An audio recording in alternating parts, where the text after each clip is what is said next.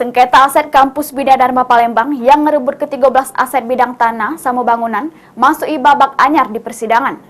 Kuasa hukum penggugat ngadir ke ahli penyusun undang-undang yayasan yang nyebut ke aset kampus tidak boleh dialih ke atas nama pribadi.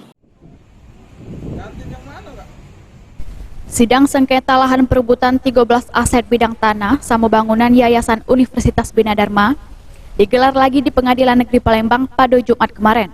Juru sidang, tim kuasa hukum penggugat ngadir ke ahli penyusun undang-undang yayasan, Profesor Thomas Suyatno.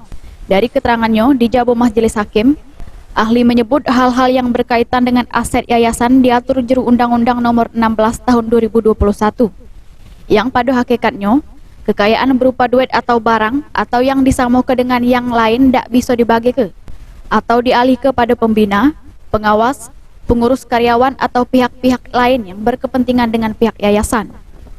Amun terjadi pembagian kekayaan, bisa diancam pidana 5 tahun sesuai dengan pasal 70 ayat 1 sama ayat 2 Perdata. Menanggapi hal tersebut, kuasa hukum tergugat menyebut undang-undang yang dimaksud ahli baru berlaku di tahun 2022.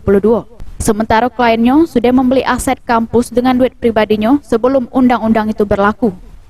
Secara keilmuan beliau memang ahli di manajemen.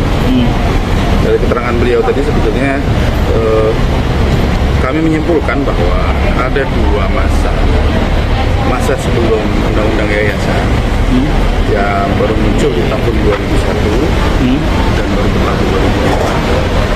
Kemudian masa kekosongan yayasan itu harus menyesuaikan atau berubah, harus dibubarkan dulu, kemudian menjadi yayasan yang baru di era setelah berlaku undang-undang yayasan. Sebelum berlaku undang-undang yayasan, maka segala kegiatan yayasan itu terserah kepada pengurusnya mau bagaimana, karena pada saat itu tidak ada undang-undang tentang yayasan, tidak ada undang-undang yayasan. Jadi dari situ sebetulnya mudah sekali tarik kesimpulan bahwa memang sejak awal tergugat ini, selain kami Suariat Mono dan Pak Ayu Diva ini memang membeli asetnya itu dengan uangnya dia sendiri dan kemudian uang pribadi mereka sendiri tidak dimasukkan sebagai kekayaan yayasan. Sementara itu, kuasa hukum penggugat mengklaim aset kampus sudah dibeli atas nama yayasan serta meminta hakim untuk ngelaku kebalik nama aset-aset yang beratas nama ke pribadi ke atas nama kampus.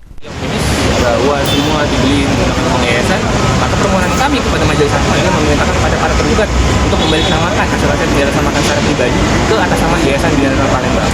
Dapat menjadi catatan bahwa ini bukan untuk kepentingan pribadi pengurus yayasan yang sekarang, namun untuk badan hukum Yayasan Bidadharma Palembang supaya universitas dapat beroperasional berkelanjutan, baik pengurus yayasan berganti kepada siapapun.